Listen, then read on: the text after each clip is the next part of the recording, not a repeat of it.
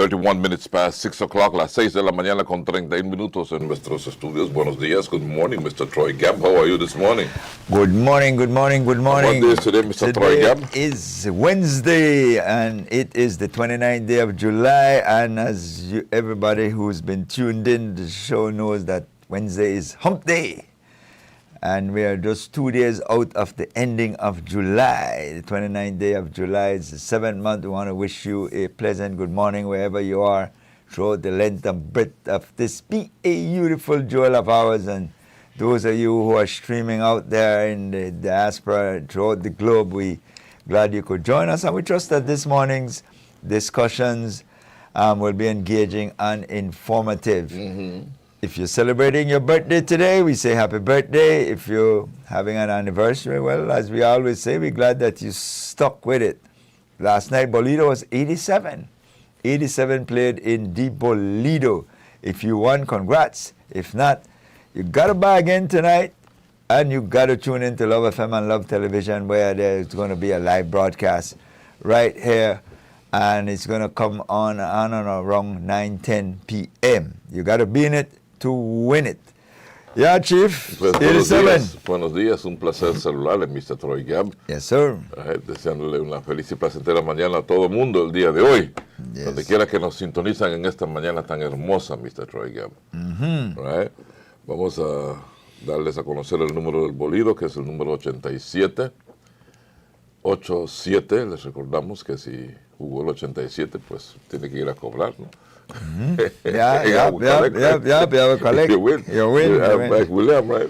Yeah, William said it was right there, almost. We get closer. Well, close, but no cigars, as they say. 87, el número sorteado en el bolido anoche, 8787. Yes, indeed. What you got? What's special? Well, Mr. Troy Gamp, I'm picking this one up, a simple one from Mr. Thomas Jefferson. You know who he was, right? A former president of the United States Yeah, of I think America. one of the framers of the Constitution, I think that. Right? He says, I find that the harder I work, the more luck I seem to have. You will make out that now, Mr. Troy Gamp. Well, hard work. Break it down, Mr. Troy Gamp. Hard work gives you, give you fruits of your labor. It's not necessarily always luck. You might think it's luck, but it's because you've put in the work that you've achieved the objective. Whatever it is that you're working hard towards, some persons will perceive it to be luck. Some people say, but he only lucky. Look how he did that, but they don't know the hard work. You position yourself to have that been went there. into it, yeah. To have been there, doing a business, that beginning is hard work. And I, as you're saying that, I hearkened to last night watching the Belize male basketball team U19 play in Santo Domingo against the Dominican Republic. Yeah, I didn't see the game. Go ahead, tell me. It's a game that we put ourselves together, and we were up by a substantial margin, and in some cases up by 10 points during the last of the game. Long story short, we lost the game 78-75 oh my goodness. by 3. Yeah. But the point I wanted to make to match back to what you're saying is that we didn't put in the work. Yeah.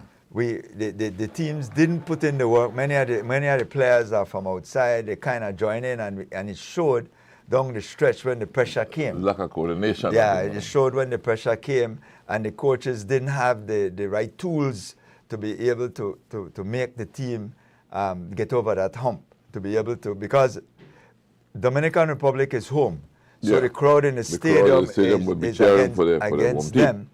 And you're defeating them, but that 6 man alone created that energy that our players, because we don't play together, we didn't put in that work.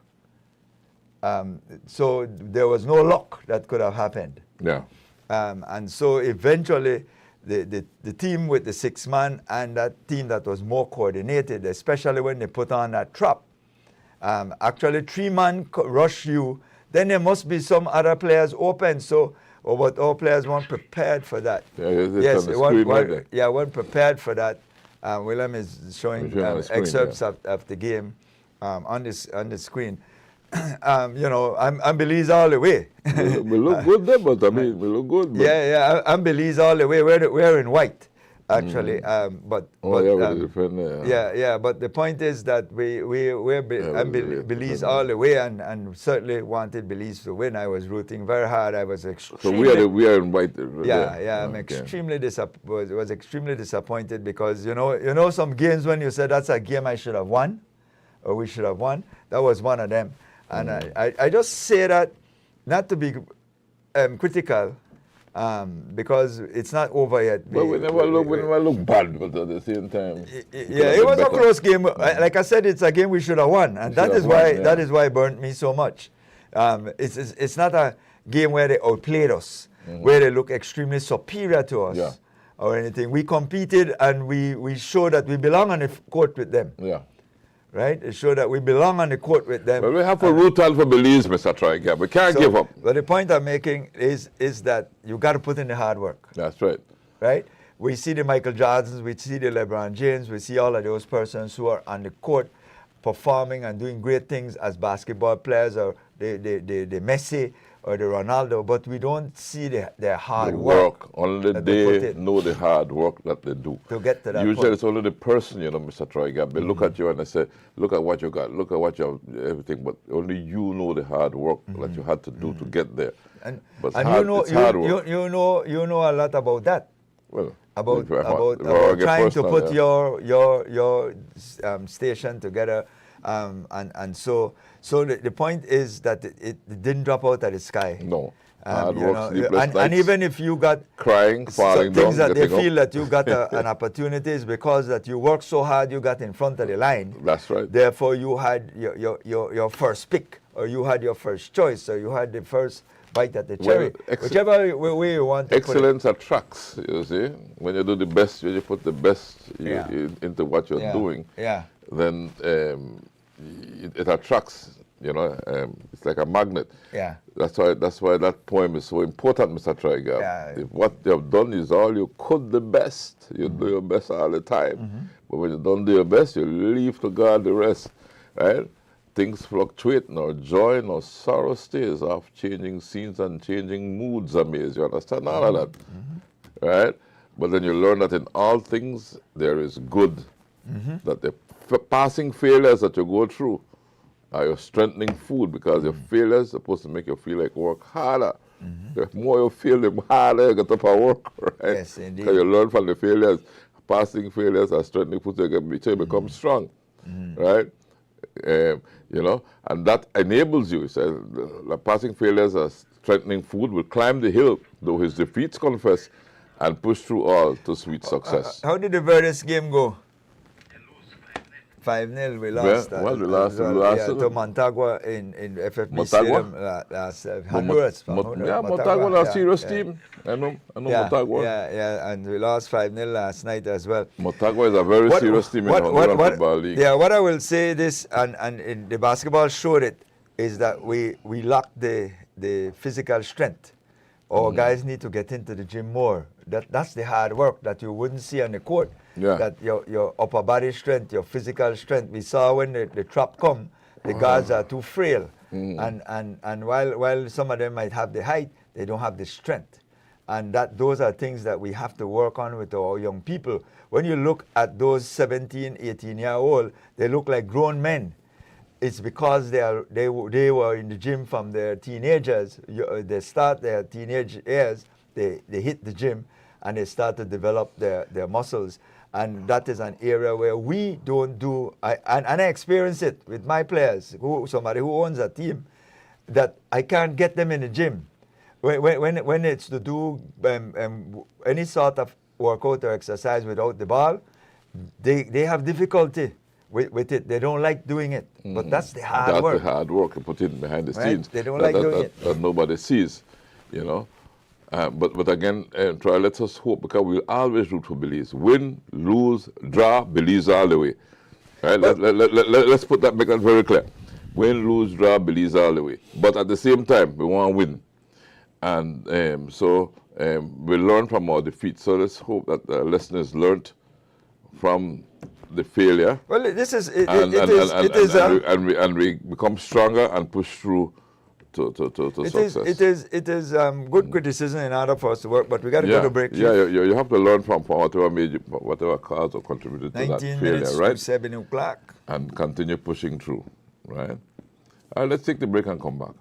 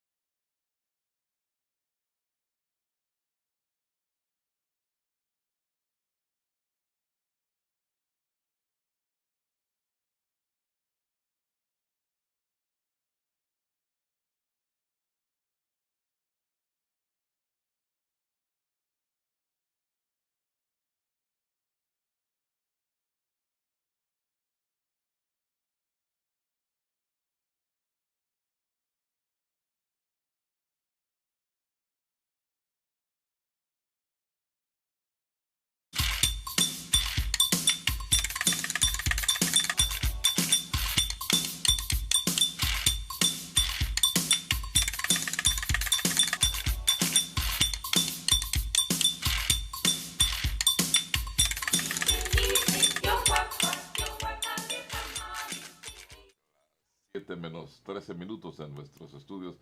Buenos días, and thanks for choosing love on a beautiful hump day. Hump Day, Chief. Beautiful Wednesday. Dia del Humpo. Dia del Humpo. See, Chief made up that word, you know. Chief made up that word there. Create your own dictionary, Chief. That's when you're big. No, you're the one that came up with hump on Mr. Troy Gap. That's when you're big. In the news, quite a number interesting things that you reported on this morning. But before you go there, we could just tell folks that the lines will be open right through until 9 o'clock this morning. All right. Just Yeah. Set that out. Set the platform one time. Excelente. So you can prepare your questions or your comments, no? Yeah, indeed, right. indeed. I think you're still having a little difficulty with your mic. Difficulty?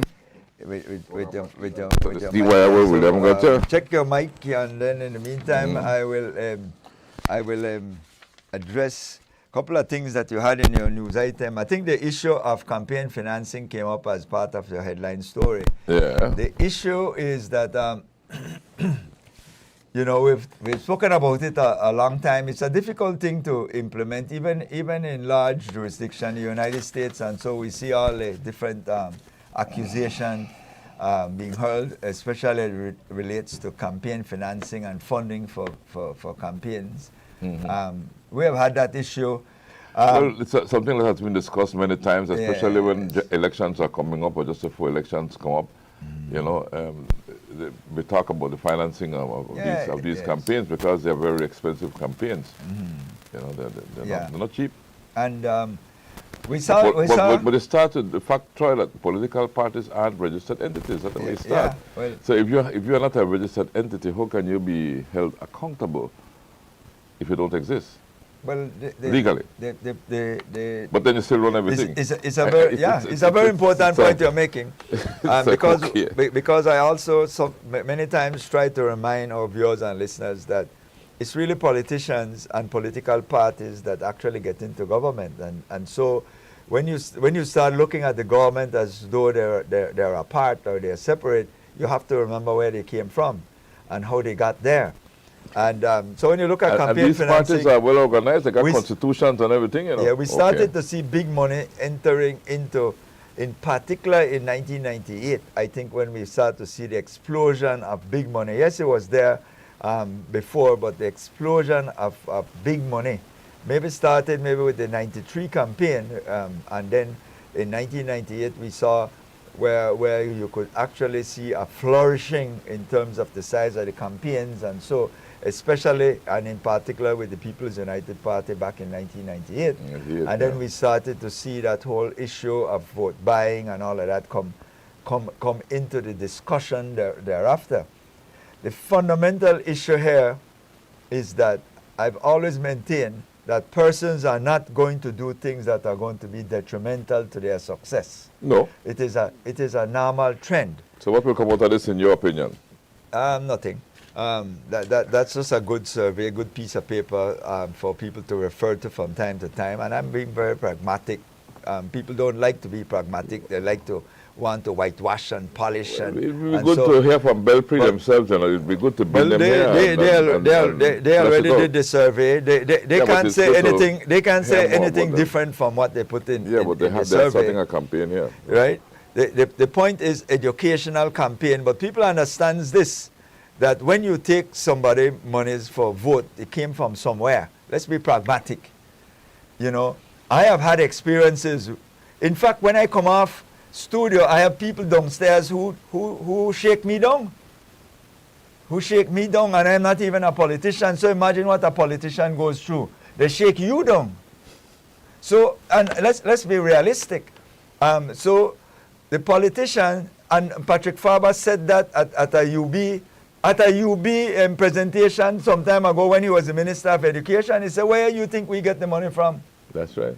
He said it very openly, very candidly. He said, you cause us to be corrupt. You cause us to be corrupt because you create some demand on us that we can't deliver other than trying to find sort of creative ways Yeah, to because a fund politician you. have a family to feed. He has his regular living expenses. Mm-hmm. So he has to use his salaries and things for that. So he has to find a way to, if you expect that he'll be giving you money, he has to find a way to This get is not that a money. justification for any corruption. No, it's not justifying anything. But I'm It's saying, just a reality. if you want to have this discussion That doesn't mean it's properly, if you want to have this what discussion should be happening. properly, and I'm saying to Belpre, you want to have this discussion, let's be pragmatic. Let's put the nuts and bolts together, because it's one thing to talk about the campaign financing and how we're going to fund those campaigns, because the government can't fund those size of campaigns.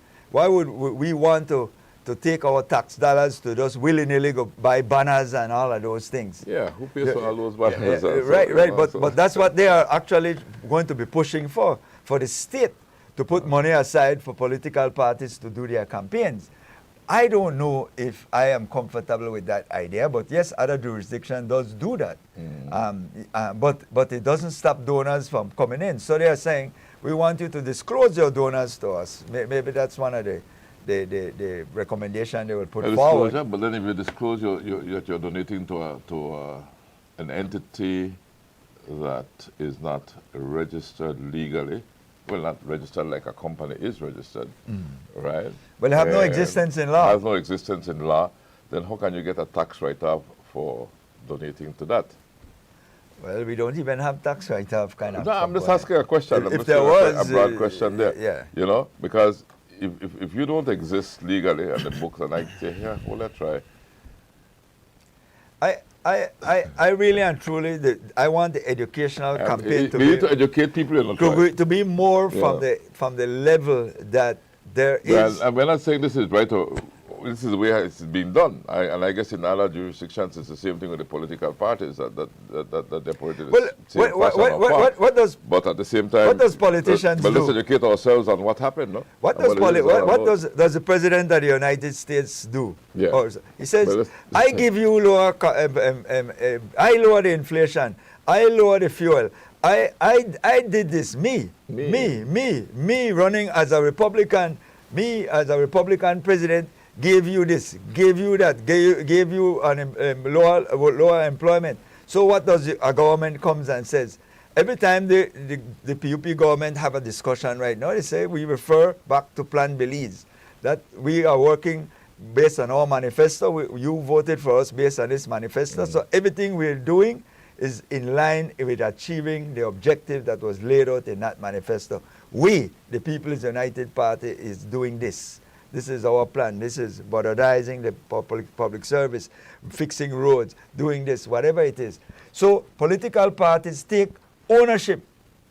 That's right. And politician takes ownership of things that people would say is your tax dollars that would be funding that. So when we start to look at the ideology behind all the political structures, i.e. the democracy that we utilize, when we start there and we work our way forward, then we'll finally reach the campaign financing. Yeah. But the ideology where the me do it, the me, it's all about... But then you ask yourself which one is worse, autocratic system or the democratic system? Which one you Well, it depends where you want to put your pick, because some persons look at some of these economic, like Asian tigers, the Taiwans, the Singapores, and so on, and look at them as, in terms of the economy, and how they appear very prosperous in terms of their economic status. That's a good thing. That's a benchmark to emulate and elevate too, but not. But when you go back in the background, you have to then do their history and see how they arrived there, and they arrive under a dictatorship system that tells them what they're going to do, even when you're going to chew chewing gum or whatever the thing is, that is determined by the state, because the state said Singapore banned chewing gum because if you chew, chances are you'll spit it on the street and then you'll cause problems. So we don't want you to mess up the environment, so we'll ban that. Or it's illegal to do some of the things that we take for granted. Culturally, yeah, chewing gum is our thing, you know. So don't chew in Singapore. You go there and the streets ain't clean, Mr. Troy. Well, you have experienced it. Yeah, clean, clean, clean, clean, clean. No dot, no nothing dirty. No bombs. No. Yeah, yeah. And but everybody know where they're supposed to go walking harder. yeah, and that's an autocratic system. That's a system that was designed in their minds, designed for success. Lee Kuan Yew, who was a general, a benevolent dictator, as people referred to him, says we're going to do three things in order for us to be successful. Firstly, we're all going to learn English. That's Because that is the language of trade, for the world. Yeah. Secondly, we will employ the same white people to come here and teach us the skill. Yeah. We will bring them here, and we will get their transfer of knowledge to us. And thirdly, we are going to pay everybody well. So if you're thief, if you're corrupt, if you do all of these You're things, gone. off with your head. They're gone. That's the kind of mentality that they created. But we That's how our you go. systems are not structured. No, we like are that. not structured like We that. saw the autocrat. Right now, we are looking at the autocracy of Bukele.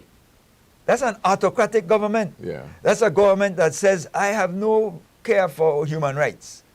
I will fix my country the best way I know how. That's why I ask you which would be the. And that is why I'm saying that, That's the that question, we have this That's the open question. discussion. I'm doing this. I'm not telling It's a people. long discussion. I'm not telling You're people what taking to any do. side here. I'm saying, look at all of these things together, and that is why you can't just take it in a vacuum and say, listen, we want to end this so-called, I don't know what you call it, dark money or money entering the political system that are going to solve this sort of problem that we have, because we don't know if big donors are getting any kind of kickback when government wins. However, we can't even cure our Integrity Commission situation. We don't know what's happening so much in terms of person registering. So if we don't have legislation that has teeth to be able to hold politicians accountable in any way, shape, or form, how are you going to migrate to campaign financing where persons are saying, I give to my body here some money. I don't need that to be on no record.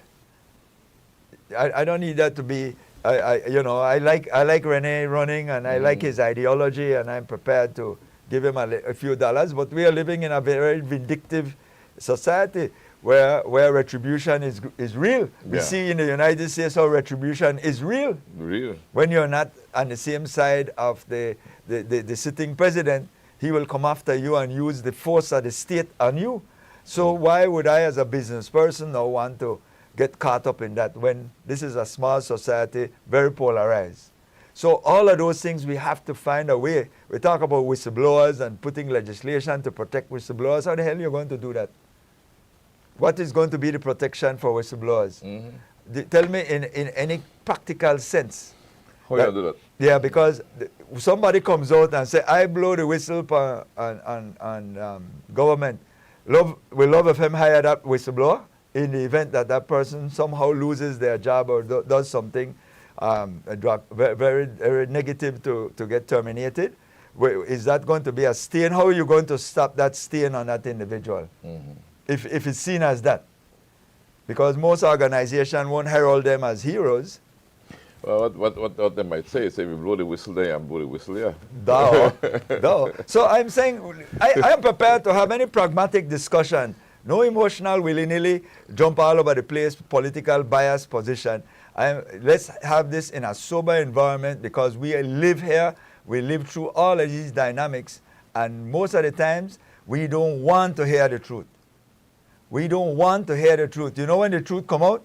Of all the other settings, but not on these settings. We come here, we sanitize and we glorify certain circumstances, and I'm saying, no, give me the same discussion you have at the bar room, at the marketplace.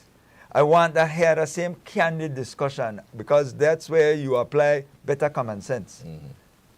And it's not whitewash. Yeah, well, we have to take a break now, Mr. Troy. Yes, sir. It's 2 minutes past 7. Let us remind folks that the lines will be open right through until 9 o'clock this morning.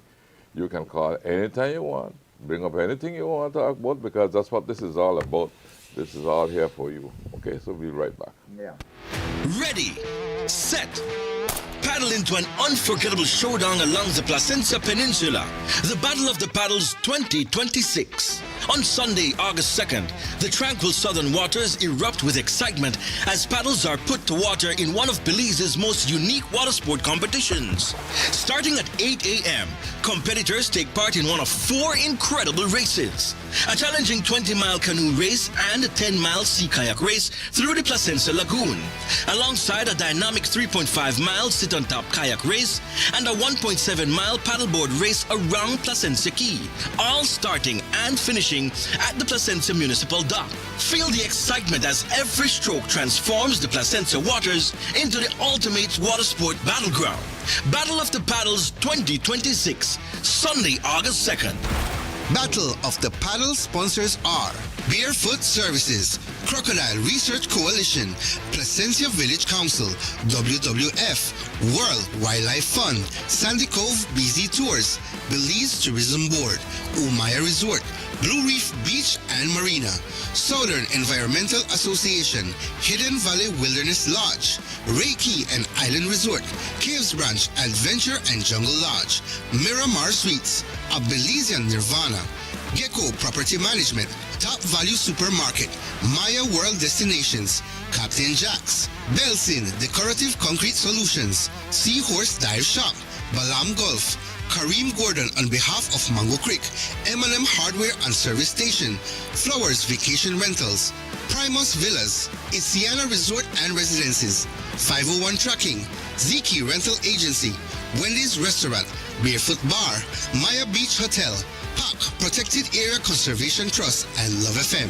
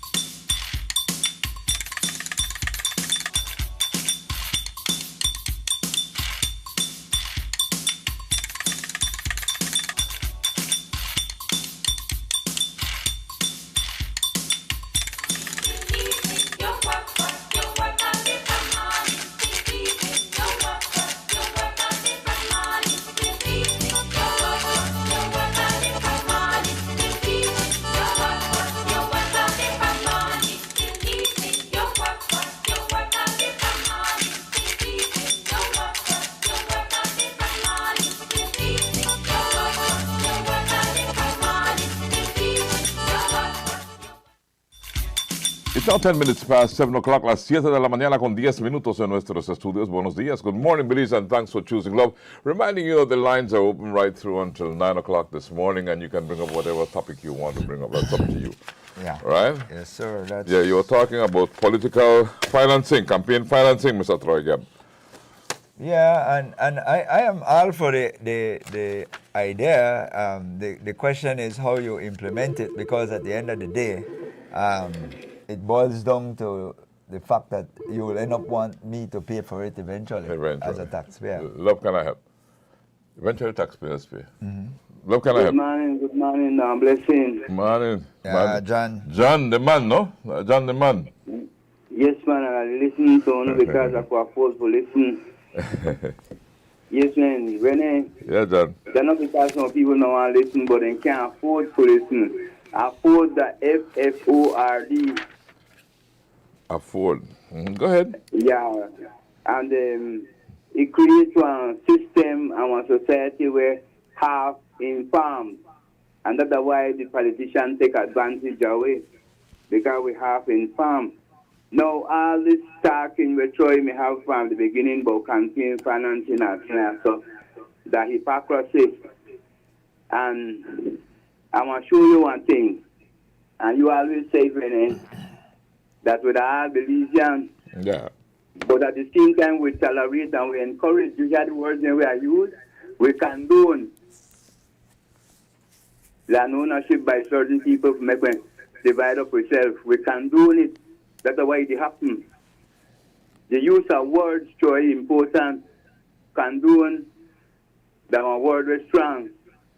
All right, good. We're there for that one. So I just want the other people to wake up their mind and know that they condone them things.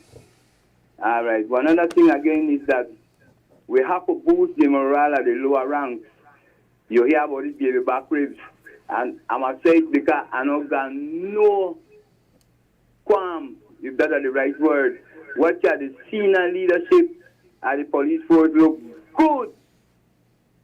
I tell you, even the defense force. So that I don't know if that is the baby back ribs, then they go. But we have to boost the morale of the smaller ranks because then they watch. And then we have to change their mentality. You talk to the very policeman and he's turn right back and tell you that all the system, that reason kind of thing, and he's a part of the system. So these are the things then where I look for and I sit back and I relax and I so people were smarter than me. But then are the things then we have to look for and beliefs make beliefs change. Yeah. One other thing, communism, that is the road to success, just like Singapore. Communism? One man decides, I don't know, whole heap of people decide, one man decides. And Why? Suppose a man decides something will not good. No. All right, thank you That- very much. yeah, John. You have a fun. All right. Later. And yeah, man, we'll be great. All right. Yes, All right, yes. Brother John. I believe when you look at the history of Belize in particular, our people have a clear understanding of the circumstances. Yes, we have become extremely cynical over time, and there's a high level of mistrust. And I think it's pointed out by the survey done The by surveys done, the Belpre group.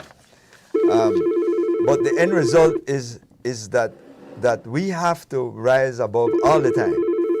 That's Yeah. Love, can I help? Good morning, gentlemen. Good morning. Morning. I would like to revive an old complaint Uh-huh. that people seem to have forgotten, and this concerns noise pollution, Noise pollution. especially caused by motorcycles in the traffic. They disregard all the noise pollution laws. They take the baffles out of the mufflers just so that they can make noise. And they ride around without helmets. And they have children on their cycles without helmets. They have the motorcycle driver with a helmet and his rider behind, no helmet. And they are policemen riding police women behind without helmet. They are the same traffic officers riding with one with helmet and one without helmet, and they are the ones who are supposed to be giving the example. But we seem to have forgotten it. And nothing is being done about the noise pollution. And it's getting worse and worse and worse. Well, Please, well, like we say, all this bother with the the enforcement, authorities, no? The please laws pay are there. attention to this. Yeah. It seems to have been forgotten. I don't think so, Brains. The point is that it's almost so much is happening, violation are happening almost simultaneously, that it's almost difficult to even police. I mean, I listened to a news excerpt last night with a gentleman brother that died yesterday morning, right at the Coney Drive roundabout. Early in the morning, obviously it's not a heavy traffic time or that sort of thing, and you know, unfortunately the gentleman lost his life, but I think his position was, he was referring to speeding. He was making an appeal. I mean, his brother just died, and he was. I do believe that 95% of motorcycle riders are under the influence of some drugs of some level. No, that's not fair. Yeah. Well, the point is, whatever it is that they're under or not under. Yeah, because we're not the drivers of vehicles. The factor is that speeding is an issue, and violation of many of the rules. All are we guilty of speeding somewhere time or there. Transport department has done nothing about it. Okay. All right. Please. Thank you. Good to hear from you, though. Thanks for calling. Thank you. Good. Mr. Troy, we were talking about the division versus unity just now, a while ago, was mentioned, right? Well, division is focusing on differences, according to this, rather than common goal, promoting an us and them mindset, you know, the we and the they. That's what politics do, right? You know, politics are focused on differences rather than common goals. So that's why politics create division, right? It focus on us, we party, and for them party, right? Spreading misunderstandings, resentment, or exclusion. So then do this, do that, do that. You know, and they're not treat you the kind of way, and encouraging competition at the expense of cooperation. You know, instead of encourage cooperation, there's a national goal for argument's sake, and instead of say, well, okay, let's cooperate and reach that national goal, where you divide yourself and argue about how you reach it and quarrel and what have you, and lose sight of the goal eventually in the longer run. You know, so you encourage competition at the expense of cooperation, right? Well, unity, obviously, unity seeks to find common ground, encourage respect and inclusion, promote collaboration and teamwork, and resolve conflicts through communication and understanding. Completely different, two things, you know. Win-win situations are usually things that would create unity. And I win and you win. But if I win and you lose, you want to try to come back after me for where you lose. And so hence we got the politics of things, right? Well, when one loses, you come out after the other one. We win. I always say we're living in a real world. Yeah, well, it's real. But and the real world is that if we're in competition, there's going to be a level of animosity developed, because winning is a very tainted component. But why we can't find common ground? There will never be common ground if I want to win and you will lose. That's what I'm telling you. There's nothing common about you losing and me winning. We're saying the same thing. Love, can I help? Yes, good morning, my brothers. Morning. Good morning. At the studio there. Mr. Troy, sir, I don't think, and I'm happy that you are beside Mr. Rennie there, and doing the best, giving the best advice, trying to make this country. I think you are a minister, you know. You are Mr. Rennie right there. Because you guys know everything about this country, and you guys make differences. Because you listen to negative complaints, positive complaints, but guys, you're doing a wonderful job. educate our country, educate our people, because that's what they need. Because we have to learn to understand that this country is ours, not for the ministers, not for the studio, not for the whatever it is. It is ours, and we should be the one to make a difference and build it with love. Love is everywhere. That's right. Love is everywhere. Thank you, caller. Good close out. That's a good one, sir. Thanks. All right. Have a good day, sir. Yeah. I concur with the caller. Is that I don't have no malice. Quite honest, me and you, Chief, we've discussed this several times. Try to be as open as I can. Is that I believe that what I want is for the Belizean people who are viewers and listeners to kind of start to think in a more open way. You see, when we build a foundation, then we know exactly what it is or what strength we have. And the caller is right, is that yes, we the people, the combined people have the power. That we want to support that and then give it to if you go back to Dylan Vernon's position, he says there has to be people pressure. Because only people pressure is going to make politicians and the people is always change. supreme. Love, can I help? Yes, good morning. Morning. Good morning. Want to bring up a topic about what I see happen almost every day on Facebook. Or a young woman that is fighting every day. Every day they have a different person fighting, then they record it, and it don't look nice. You know, it's embarrassing. What do they fight for? Why you know they fight? You know, can't work it out. And then like people just stay around like fire ants. They fire it up. You know, it don't make no sense. Why believe they come to with this fighting and the young girl and they fight? You know. Yeah. And like every day that is same thing you say. Every time you go in a Facebook, the first thing you say that somebody they fight or somebody posts up somebody they fight, and then it go in like one line. It go in after that. You know. Everybody they post up their own version with it, you know. I see. I don't know, but I just not like it. I don't like it. You know, look pretty. You know, look good. You know, for Belizean woman, they do that kind of thing, on street. You know. Yeah. I don't know. Thank you, caller. I think the police they need for when they get their thing on Facebook, they need to go look for them people or something if they have to do something about it. But you know, it don't look nice. Thank you. Good morning. And you know, nice. Yeah. Right. You know, we have gotten into this whole thing is that who could post first, who could get the information out there. I don't know for what Facebook reason. has changed the whole game. And remember, you gain nothing from it. You personally, as an individual, self-satisfaction, and that's it. And you know, that's I posted up first. But it means it not mean nothing after a while. No. After a while, it just fade. Yeah. You know, make no difference. Life goes on. Love, can I help? Good morning, Dr. Rene. Good morning, Dr. Joy. Good morning, Dr. Hector. Hector. There you go. You're how much days now past as the oldest one? 2 days. But before I continue, clear up the Sam Waite situation for me.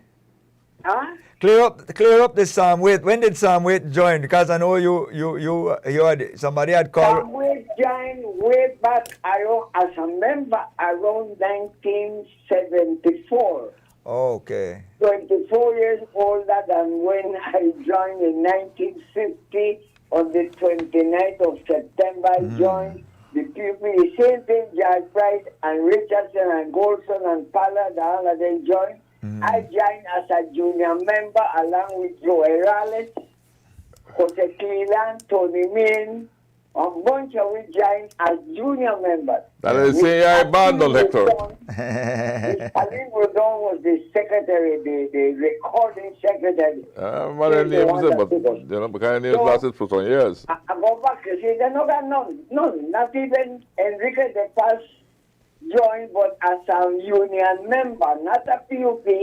Okay. And Heston Sken joined with only one term, but he was dethroned because he joined another group named RAM, Revolutionary Action Movement. So Florencio Marin replaced him on the second term. So there are people that were there, but constantly I have been a constant member of the peaceful and constructive Belizean revolution for 76 years. So I beat Charles Kenny by 2 days today. But my card is Don Hector, I want to remember something. What was the slogan at Radio Belize? Huh? What was the slogan at Radio Belize? The slogan. Well, I think wake up and walk. That was a program. That was a program, a morning program. But what was the slogan? Why did they try to remember? You know what it was done? You remember, I can remind you. We unite to build a nation, and we keep our dollars working at home when we buy Belizean products. So the message was a message of unity and support your Belizean and local products. That was the message. Produce what we consume and consume what we produce. That was the message. That was more or less the whole thing. That's right. But you come together as a people. Said, I am seeing a total disorder in the country. That group of women, not only in Belize City, it seems that it's in San Ignacio, it's everywhere, whereby a group of people decide that they will fight each other and police must not interfere. I see that when police go there to try to bring order, there are elements around that insulting the police. No, that is total disorder, but it is bordering anarchy. It is bordering anarchy when the mob tries to rule a country. And I think the police has powers to disperse them by whatever reason, including the tear gas. Like when nobody did it or he did it with some of the senior members of government, they throw tear gas to disperse the crowd. But it is a serious situation. And I don't know what are the who not only where does the buck stop? That's what they say. Where does the buck stop? Does it stop with the commissioner of police? To a certain extent. Does it stop with the legislature? They can do much or less a bill brought here before them. Does it stop in cabinet? I really want to agree with that. Because cabinet can issue a warning like what we did when we got self-government. Judge Price said to call every head of department and told them, Ben, we are now going to rule the country not as a colony, but as a new self-governed nation. Let the law take its course. And instructions were made, including the prison. Who will hang, may hang. Who will whip with the cat o' nine tails, will be whipped with the cat o' nine tails. There was no human rights. Human rights was already in existence from 1948. But we did not follow. And we had the support of the British, of course. And so that is the situation. We were a colony until 1981, Don Hector. We were a colony until 1981 when we got our independence. Even though we were a self-governing colony for a while, but we still had no full control of our country. Fully under the rule of the mother country. That's right. So when you talk about the cat o' nine tails and sort of put rules, now listen, of who we want. The government gave us that openness to rule our country, except foreign affairs, military, and the public officers. But we had full reign to build roads, to Fiji as we want, to put electricity in the whole country. We were free to act, and we were free to even handle our own internal affairs. That's why we had the Rajas. You had internal affairs, and it was limited self-government before full self-government. But go ahead.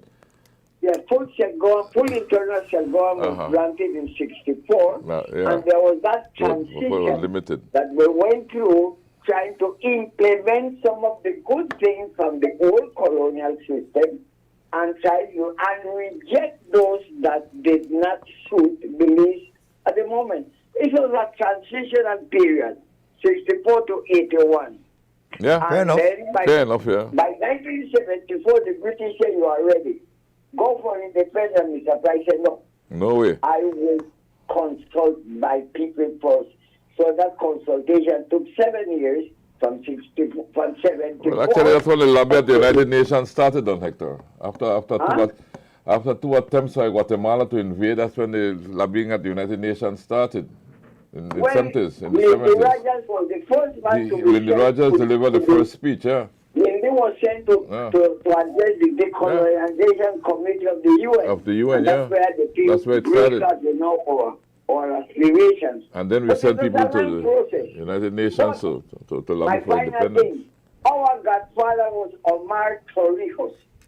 General Omar Torrijos was the godfather of independence, and I hope Venetians will begin to understand what I am The important role of General Omar Torrijos, as you know, Don Hector, was to break that Central American and South American deadlock, because they were voting in favor of Guatemala all the time at the United Nations, and General Omar Torrijos met with George Price, and they made an agreement where where George would work on the Caribbean and he would work on Central and South America, and they were both successful lobbyists. Yes, I tell you, that was the breakthrough, because they told us plain, without the Latin American vote, no independence for Belize. You cannot have a nation in the And we did not get independence until 1981, because in 1980, President Jimmy Carter, in his last year of office, instructed his ambassador to vote in favor of Belize's independence. And the resolution 3531 of November of 1980 says clearly that Belize should be an independent nation before we meet in September of 1981.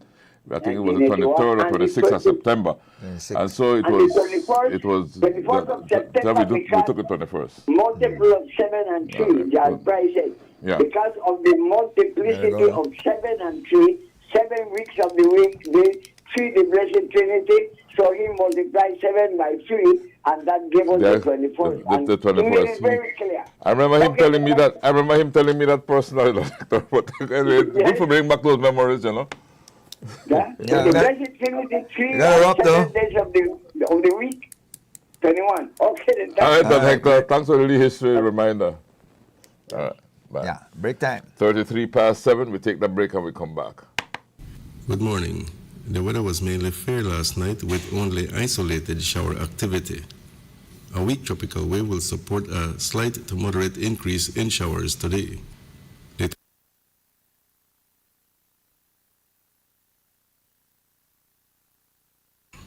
Good morning. The weather was mainly fair last night with only isolated shower activity. A weak tropical wave will support a slight to moderate increase in showers today.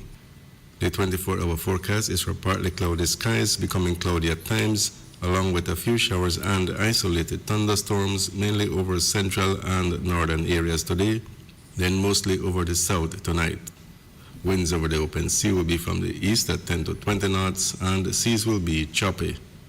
High temperatures today will be around 88 degrees Fahrenheit on the coast, 92 inland, but only 80 degrees up in the mountains. The outlook for Thursday is for partly cloudy skies with isolated showers, then a few showers and isolated thunderstorms will affect the south late Thursday night. There is a high tide at 9:31 this morning, and the low follows at 4:55 this evening. Another high is at 10:49 tonight, and another low at 3:57 tomorrow morning. The sun rose at 5:31 this morning and will set at 6:27 this evening. The moon comes up at 6:45 this evening and goes down at 6:19 tomorrow morning. In the tropical weather outlook, tropical cyclone formation is not expected in our area of interest during the next 48 hours. In the sargassum update, there is a high chance that more sargassum mats could impact beaches, especially over the northern half of the country during the next few days. With that, we end this report from the Belize Weather Bureau. Pelican is more than just brewed in Belize. It's made of Belize. And being made of Belize means being authentic, unique, and proud. This is what that looks like.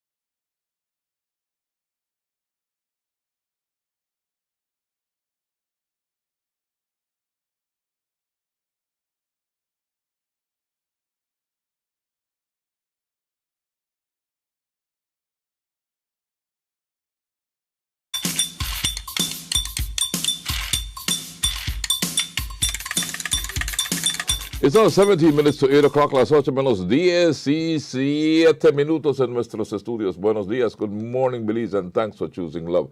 Buenos días, donde quiera que nos sintonicen esta mañana muy hermosa. Gracias por su muy amable sintonía. Estamos muy agradecidos por poder estar con usted el día de hoy. Y le agradecemos que prefiere estar con la estación del amor, Mr. Troy Gab. Yes, sir. Yes, sir. It's a hump day. Somebody says Bukele is not against human rights. He cares about human rights of the 90% of his population. He says prisoners have rights, so they eat and they get medical attention. But they're not going to abuse the 90% of the population of Salvador. So that's an interesting twist. Very interesting twist to it, Mr. Troy Gab. It's about the majority, right? You know, we were talking about governance. The majority of us are peaceful people and want the best for our country. That's the majority. You take a poll right now, and you'll find exceptions to everything, of course. But it'll be rare you'll find people who do not want the best for their country. Right? All of us want the best for our country. No. I think you'll get 100%. Yes, that's what I'm saying. It's rare find anybody. I don't think anybody in a rational sense would say they don't want that. First, believes forever. Love, can I help? Hello. We lost the call. We lost the call. Let me try again. Yeah, so I don't think anybody rationally but will say they don't leaders are important, Mr. Troy Gab. And because you look up to leaders, right? Like we're talking about Bukele and being a strong leader, you know? Yeah. Love, can I help? Yes, good morning once again, my brothers. Morning, sir. Morning. And I don't know, you guys, you don't have this country in our hands, you know. Why? When I listen to you guys, even the ministers, remind them that we don't last it, we keep it intact. I listened to you a while ago, Dr. Rene, with Don Hector. I think you guys are in the same run, but I don't think you believe at the radio station. I think you believe at the level of making sure that belief is belief. And belief will always be belief because of you two guys making sure that belief is ours. And we should love it, cherish it, and do everything that we have to make sure that our future and the future of our children remain intact. Love is everywhere. Love is everywhere. Thanks again. Thanks for calling. Yeah. You know, we're talking about leaders, Mr. Troy Gab, and leaders should have integrity, right? Obviously, right? Integrity. Your word have to stand. You have to be a person of integrity. Humility is very important, you know. Yes. Humility is more important than we give it credit. You know, humility, power creates arrogance. Corrupts and creates arrogance, right? Humility. Empathy, meaning you have to understand the people, deal with the people, and understand what they are going through, right? You know, fairness, you got to be fair as a leader, right? You can't lead and not be fair. I can't say I prefer Troy Gab over William, right? King Solomon. Strong communication skills and commitment to collaboration. Love, can I help? Good morning. Morning. Mr. Villanueva, good morning, Mr. Troy. Morning. I fix Santa Maria Street, no worry. I call to piggyback on what was discussed on Business Hour. Because I'm going to try calling and look like. I miss you, Bingo. I miss you. I like what the gentleman say. I like the question of the man say. Why should we vote? And I ask that question especially for we are the PG. Why should we vote the PG? And I want make we understand that 2026, this is the time to ask that question. Because when we last voted, we voted for a crew that did absolutely nothing. They can't even control their basic role and responsibility. Santa Maria Street, like you said, sir. Drains and street maintenance, garbage collection. And most of us, they didn't even have one town meeting to make we know what happened with the finances. with development. Strong And get to communication understand skills now- are the leader lead, man. And you get to understand now that a part of Cerro, St. Vincent Black, this private property is now a part of the town, which ought not to happen. But when we have incompetent leaders in a place in this private property, this is what happened. They will take peace. I remember when somebody asked for a piece for UB, and then we know that UB is our institution where always they grow. Thank God to a few people that stand up, and they never give them. But Mr. Troy, it's important for us to vote. It's our sacred right.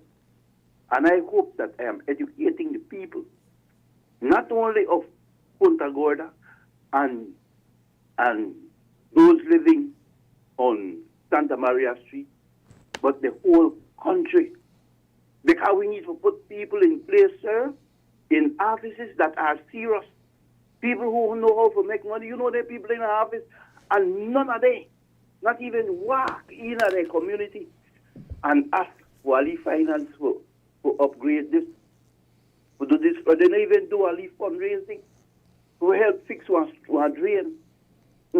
Are them people, are we elected the last time, are dependent? If central government not send nothing, nothing will happen. Yeah. That's why today, sir, we even have no summer job that pay in Punta Gorda. Because of them people who we put in place, we not give. I know I use the word. All right. But gentlemen, Yeah, I yo. want to say, We make you say your piece. I'm glad that you hear me, sir. We heard I'm you. glad that you hear me. And Mr. Troy, please listen to the result of the convention from Penny Punta Gorda on the 16th of August. And I hope you don't We will be very attentive. Yeah. All right. Thank you very much. All right. Have a good day. Good. Thank you. You too. You have to remember that those people that you are electing, Mr. Troy Gab, are your leaders, right? They become your leaders. And you have to look for qualities in leaders, in leadership, right? You know, and the good leader will always commit himself to strong communication skills. Tell me where you do. Not got me in the dark. You know, right? Tell me where to do. When you look at and bring people together. The caller, let's take the call. Love, can I help? Morning, caller. Morning. Hello. Yeah, the caller left. Hello. Yeah, gone. Gone, no? Yeah. Yeah, in chat, try your focus people on the goals that you run on, and you build trust. You include them in what you're doing, right? You create a culture where everybody feel like they're a part of it. You know, you understand, sir? You know, they're not left out. You see, the caller asked the question, why vote? And one of the things that we don't necessarily want to accept, but in our system, this democracy that we have, is a popularity contest. It is an effort to convince you, the majority, because we are first past the post. I only need one more person than you. So I'll take you for today. One more person than you to support me. That's all I need. One more person. So if it's 100 of us, I only need 51 of those persons to support me, so I can be the person in charge and become the leader. So understanding the system, the question was why vote? And I'm saying if you don't vote, then what you have done is that you have not given that one vote that might be the difference. You see, the system is there, and let's face fact, it's there. We can't do nothing about it. Yeah. Right? Because we have decided to adopt the democratic system. That's the system we have constitutionally decided and we use to the adopt. Westminster and use the model. Westminster model. That's what we have constitutionally decided on. For you not to vote will allow the wrong person maybe to get in, or what have you, or what vice versa. You know, it doesn't matter. So you make sure you vote. Voting is important. The one you want. Right, for the one you want. You make sure you vote or vote your mind and your conscience. Love, can I help? And And what I'm watching and listening and seeing what is happening in our country is that if you elect a leader, we people are the power. We should get behind our leader for him to be successful. And if we are being negative behind him and we vote the leader into power, it won't work. When you elect somebody to lead you, my neighbor, make we work with this leader. We are the strength of this leader. Without this radio station, a lot of us in this country would know nothing. And I love that we have this love radio station with you two guys out there giving these people education, and some of them still calling negatively into making a difference to this country. I hate negative calls. And Mr. Try, I don't know, my brother. You take a lick. But stay strong. You're doing a wonderful job. Negativity, positivity, you put everything into one and one, and you get what you need to get and satisfy what you have sent out there to the people of this country. Thank you, brothers. Thank you so much for calling again. Yeah, Mr. Troy. I certainly appreciate the calls in the sense that across the board, whether there are calls that has issues that people may deem to be negative, it gives us an opportunity to be able to right the ship in many cases, because it's easy for us to think that everything is one way. But we sometimes you get to see it. There are many ways to try to get, but you solve all that by respect. Your call is queued. Huh? Please hold. Your call is queued. Please hold. That gone. Oh, that hello. Call is gone. That call is gone. All right. I guess it must have gone. Yeah, they'll call back. Please call back. I was saying that just to remind persons is that I believe that I take a role, I think you take the same role, that we will have an open discussion in terms of frankness so that we could stimulate. We have always encouraged that. Yes. That's why we have created this platform. Mm-hmm. Right? Love, can I help? Afternoon, good morning to you, Mr. Renner and Mr. Troy. Yes, Senator Dawson. Orlando Dawson. Yes, Mr. Dawson. I just want to say a few little things in regards to the, we used to call them rural development, but now they have a different name, but it's the Ministry of Mr. Ricana. Oh, rural transformation. Rural transformation. Transformation, no? Uh-huh. First, I'd like to say congratulations for they bring the trade license in, and also I heard they send some equipment for preparation or clearing of their land, mows and different things in their community. Well, let me look a little on the trade license. While the trade license will help many big communities, it will not touch some of the small communities who don't have no kind of nothing in the village we call a kafa, no? Mm. We had suggested in 2005 at the National Association of Village Council that they create a little lot where every little piece of land that you leave, they call it one lot and they charge one leave fee. Because then every village got people, so every village may have something to collect. Not the big land tax, just a little perimeter around your place and call it one lot and you pay.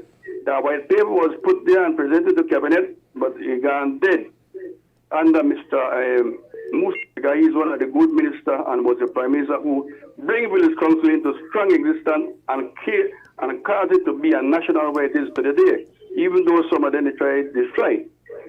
The other thing is that we had suggested they give drive more, but we had suggested back in 2007 that they would have used little Master Ferguson 135 tractor with a trailer and a little bushag that would be able to do all those ball fields, all those village roads around the little place, and even to have that little trailer if they have to do garbage. We had suggested that. It never happened, but now they give drive more, which is pretty good. We don't complain about that, no? Then we also suggested the, like we said, it had already to the village lot, and then we would also like to find out, Mr. Rene, if there's a possibility of trying to create a little show for the communities, mainly for any rural communities where they could talk on what's going on in the community, maybe some weekend or sometime, if it is possible. Village I know life. you're busy man today, they hardly got any space for the radio, no? Yeah. And the other thing, I would just want to say, I sent a message to Mr. King or Mr. Cad at the transformation. Kindly get in contact with me, because I was trying to get in contact with you people, but sometimes these information that the book they show for the ministry, go through. And my number is 613-8497. Something, assistant, we would like to need from you people. I will sit back now and listen to you gentlemen, and you are doing a good job. And I've been listening to you from when I was in Radio Belize. And I'll stop. So thank you very much for your time. I want to listen to you people. Thank you, Mr. Dawson. Dawson reminded me of Radio Belize just now. The voice of the new Central American nation of Belize in the heart of the Caribbean basin. We unite to build a nation, and we keep our dollars working at home when we buy Belizean products. All right, there you go. The ID of good old Radio Belize. Yes, indeed. And the issue that he raises in terms of the trade license, yes, it's a new piece of legislation that comes into effect. And starting October, the new trade license era is going to be under the new piece of legislation. That's right. Love can... we lost that call. That's the next call again, but we lose calls. And that please call back, caller, because want to hear from you. That piece of legislation basically provides now for villages who have maybe businesses and different establishments within their boundaries to be able to collect directly.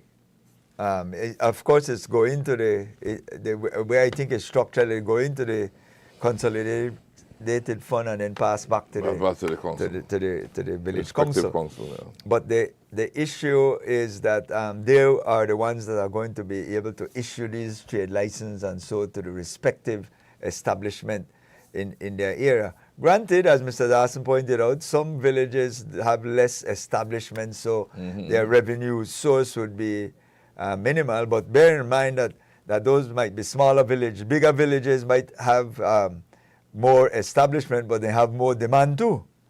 So it's basically it's a balancing effect. Small villages might not have great needs and requirements.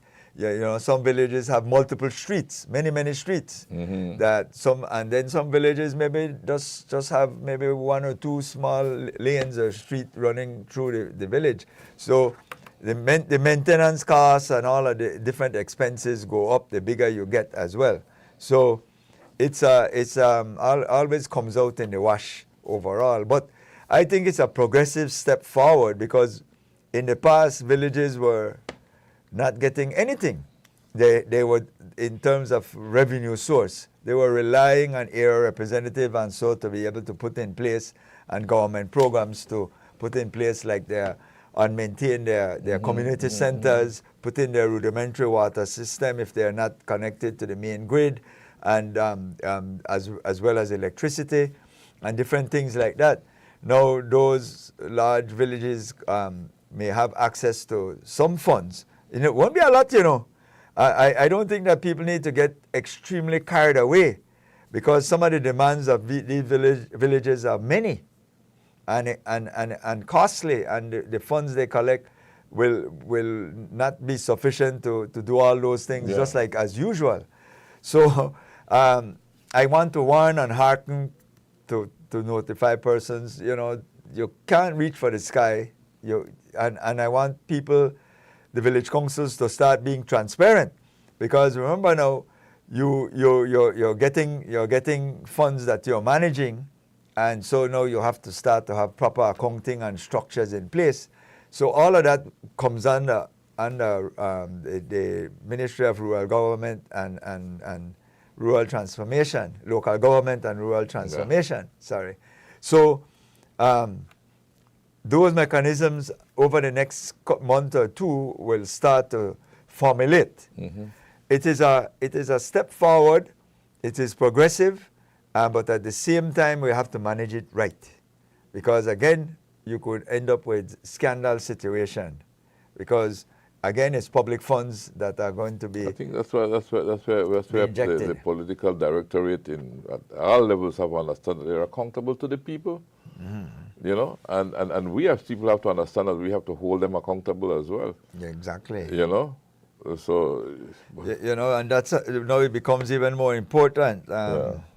When the trade license, somebody is saying, comes into effect, it's the village council collecting, then who will audit them? Is it GOB or the independent auditor?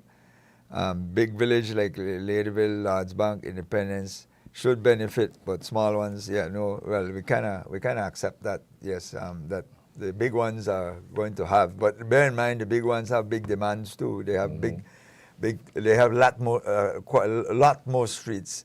They have a lot more drains. They have bigger garbage problems. They have everything bigger, bigger as well. And if they were collecting a tax, they'll have a bigger tax base to collect from too. Yeah, but and remember, it's not from property, but from establishments. Yeah. Businesses, but break time. I understand where the service are trying to get.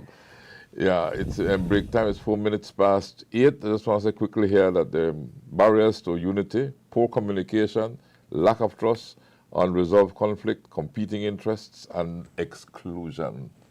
Right? Effective leadership helps overcome these barriers, and you have to foster trust, inclusion, and a shared sense of purpose. So you got to bring people together and work towards a common goal where you understand that everybody has an opinion and you respect everybody's opinion. Right? That doesn't mean say you don't do what everybody say, because you can't do what everybody say, but you can bring them together and form and find the correct way. Right? 5 minutes past 8, take the break and come back.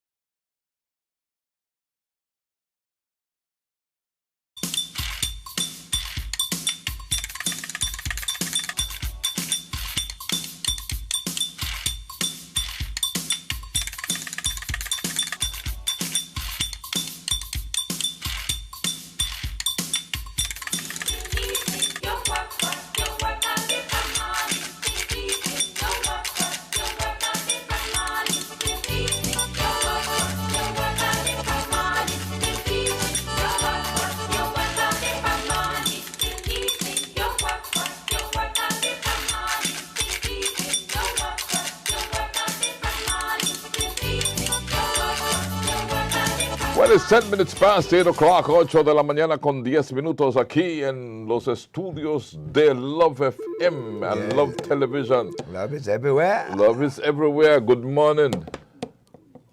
Morning. Morning. Morning. Ready? Uh-huh. Imagine.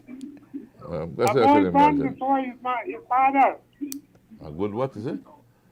A boy born before his father. A boy born before his father. A boy born before his father. Uh-huh. Kill his mother.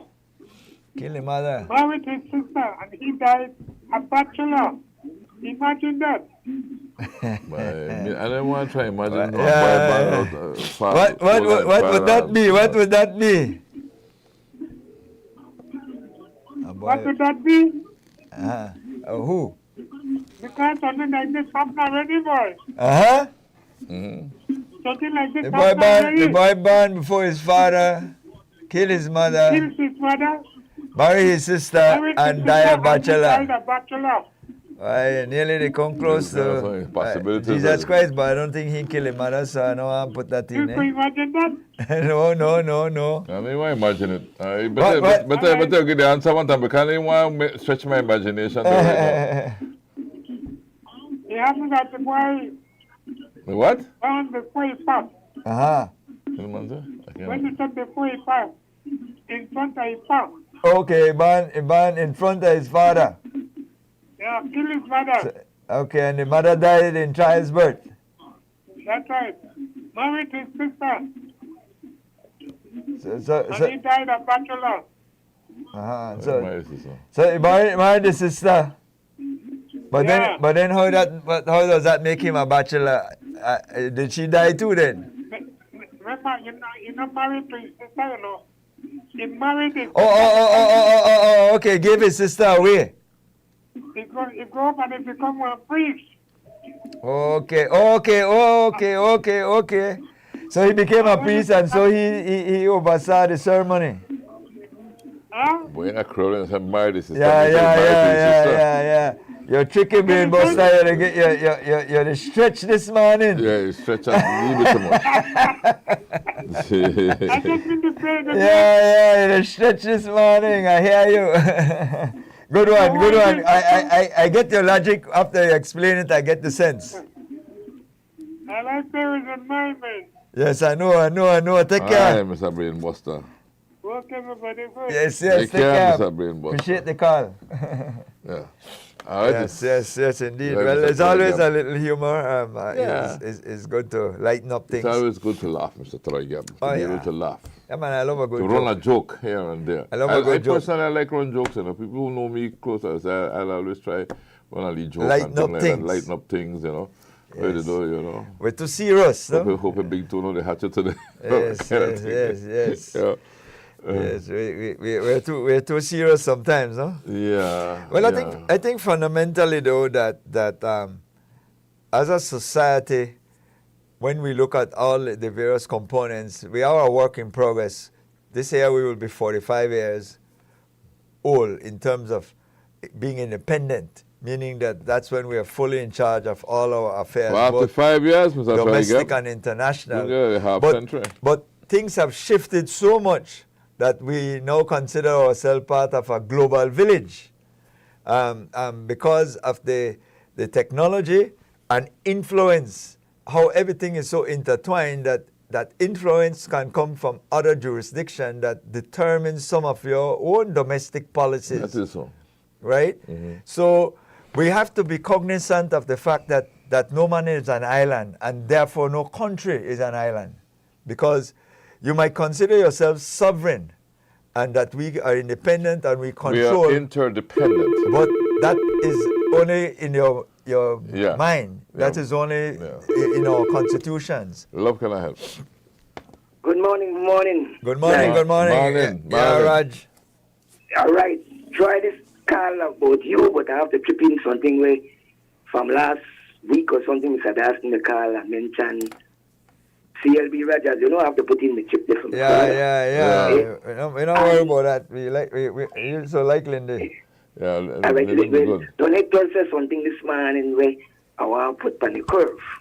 Then her girl say, somebody tell me, said, there's only one godfather of this nation, and that's Phil B. Rogers. George Price, that the father of the nation, Philip Goldston, that the uncle of the nation, and then the Rogers, that the godfather of the nation. All right. Because in everything, it involves either rebuild this country, like we say 45 years ago, right? So I put in a chip there, but you know what, Troy? You're a fair person. You know why? 19, you know, okay, since I'm at the end of the basketball thing, I'm going to touch base with you quickly. I'm going to talk about that. Tell me. You're fair. You say, you don't worry because you put the umpire, the referees, and different things, and you give fairness. You take your licking, right? 1978, when I played with Charger, I guess we found out 2 years after that the referee, in a part, I want to bet that Charger may lose. We tried the game with me, with third goal, I just show how deep people go. You remember in the basketball outside world, then you have to fire one referee. Can you do on the basketball? Yes. Because he involved with hustling and so. Yes. You understand? So I like how you take it. You're fair, you give a spade. Like I say, 1978 time with 20. And I still remember that when I referred to do with me. He cheated me, and I got. And you could ask Alice Ning and different people. I probably was in the stadium too, because as small boys we used to go to MCC every Sunday. We left home for 12:30 because you got sometimes 1 or 2 junior game or so, and then the big game come on around 3:30, 4. You know, Robbie Dead always run the sidelines and. You know, Stama. Yes, Hina Michitos. Yes, so that's what it is, but I guess the final 2 years after for the hardest mode that they were for me at that time against me. How could I stay? I left football at 23 and I can play male softball and still compete against the Cuban at the international game there, and they said you must be good with another tutoring Robert Hyde. Yes, he said, whether you are be the number 1 catcher, because you have the heart and got everything. You said something about sport. My sister, the late Pat Bennett. Yes, Pat. When she win gold 74, she went and studied at Chicago, Illinois. I come back 83 and tell softball, you got to go into the gym. You got to do this thing to compete against these bigger people. But the people around softball, oh no, they ain't got skill. And so yeah, when the game they play, they're tired of the third game. You understand? And I say physical way you say right. You got to go into the gym. Oh, you think I'm so strong? I'm involved in a lot of things. Yeah, you used to the right at the lead gym there, because we as younger boys were out there throwing with Cynthia Casey, Melba Franklin. Remember all of these girls, Delcia Franklin. Delcia Franklin. The younger girls, but that's the way Pat tell Ashley, you got to get them girls in the gym to sustain that. You understand? Man, Lashley, boy. We're not enough credit to that man. Good Solis. So I say, I'm glad how you say, Solis, well, you take it, but they can say, I may know that you got boy referees and so. Yes. Yes, you know what? Another individual we tend to forget that. You remember Karote? But of course, Karate help the junior team there. Yeah. I'm involved with the Little League. A lot of people have forgotten, you know. That Miami with a Little League baseball. Yeah, Karate used to coach me, because remember we used to go out there with the white boy Brown Palo. Yes. You know, of course, you were right there. You were right there, still catching in those days. Right, but that's why I say a lot of people know me as Neil Savall, but I start at football at 17. And your partner, me catcher too. That's of course. You understand me? So that's why I say I like your fair. Bush. And you're right.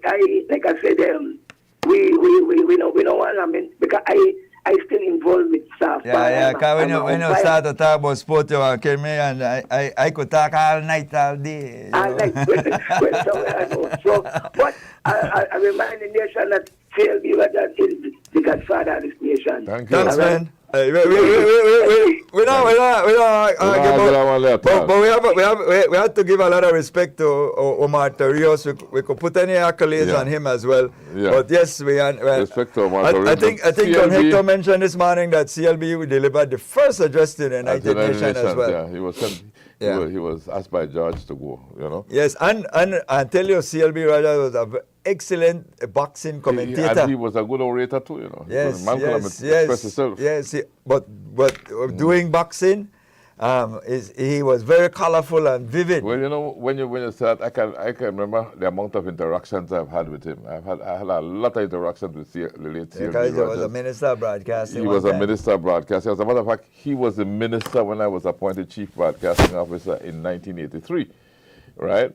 When I was appointed chief broadcasting, I became the first chief broadcasting officer after our nation's independence, duly appointed chief broadcasting officer. Well, there was only one duly appointed chief broadcasting officer before me, and that was the late Everald Waite, right? And then there were others like Hippolyta Bautista, but they all acted, right? Late Anthony Sylvester, they all acted as chief broadcasting officers, but duly appointed, fully appointed was Everald Waite and myself. I was the first after independence, independence of Belize, and Lindy Rogers was the minister. So I can recall the interactions with Lindy Rogers and the exchanges that we had. Some good, most of them good.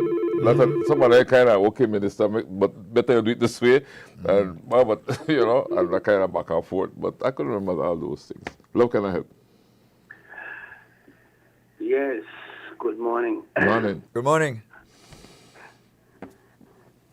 I'm now feeling a little better because I'm hearing that good things is coming ahead in regards to my beautiful village, Mahogany Heights.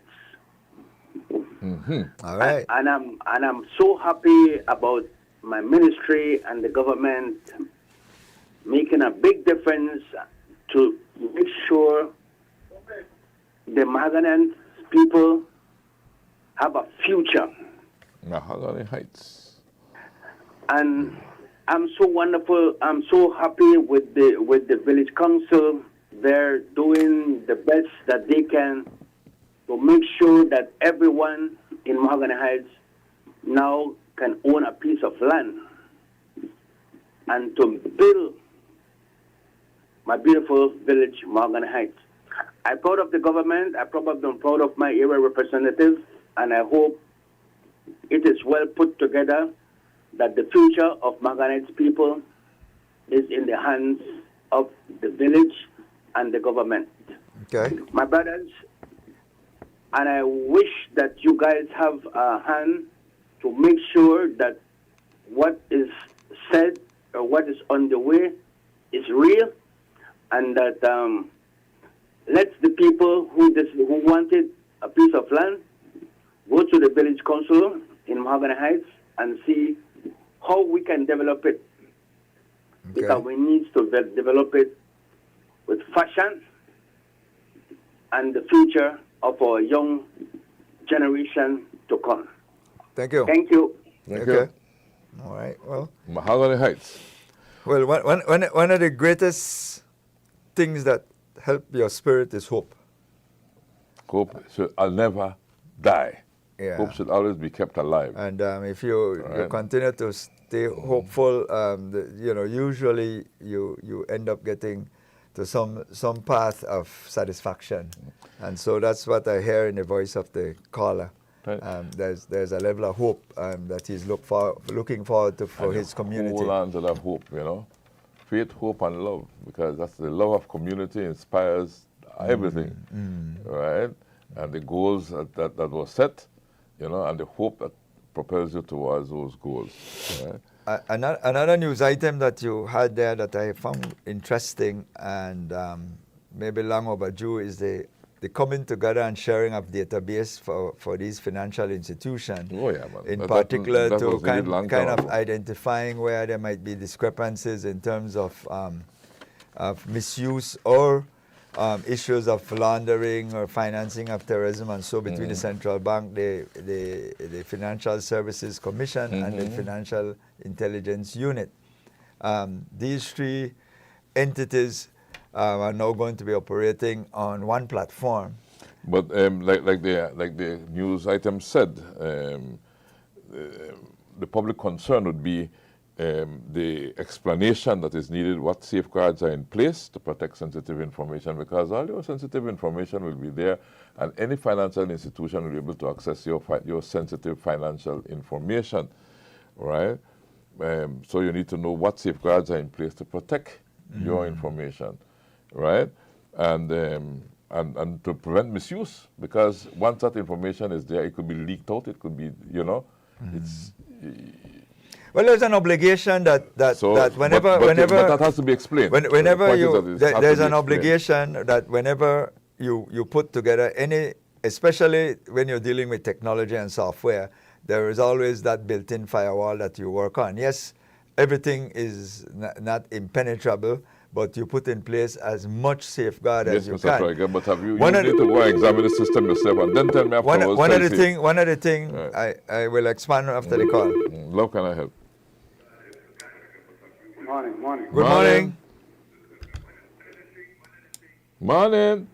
Yeah, listen to us through the phone call. You're listening to us on your device, and that's going to create a delay. We're on a lot of platforms, and somebody have a delays, Carla. I don't know which platform you're on, but we're on many platforms right now. Inquiring minds want to know how many Guatemalans we have on the voters list, how many of them have been nationalized. Every election, they pour over the border to vote. Okay, that's fair question. Interesting. Okay. Yeah, let me finish the thought with the financial institution, then I move to that question from the caller. Right now, your information is stored somewhere, whether in a bank or so it's stored. So the idea is that whatever information in relation to accessibility to some of those database is going to be operating on one platform. So Bank X and Bank Y they do with you. That is basically one of the situations that also needs to be explained, to what extent would these particular institutions, because the Financial Intelligence Unit, the Central Bank, and so on, they already have built-in laws and regulation to be able to say, listen, let me see the Rene's statement. Let me see Trigab's statement. Let me see if I think there is something that I want to investigate. And if you are depositing a large sum of money, you have to have a letter or something with state where you get it Well, from. you have source of funds, you have a process that you go through to justify these things. Where you're getting these monies from. There's control mechanism, there's compliance, which is good. All of that. So it's not far-fetched to have the discussion and create the clarity. Nothing wrong to ask the question, but I still feel comforted that those things are already built in. Yeah, just communicate it. Love, can I help? Hello, Love. Yes, sir. Hello. Yes, sir. Information. You mentioned you talk about the Financial Intelligence Unit. Regular Belizean, little bit desperate, but back at home. Family are coming back home. What happened is that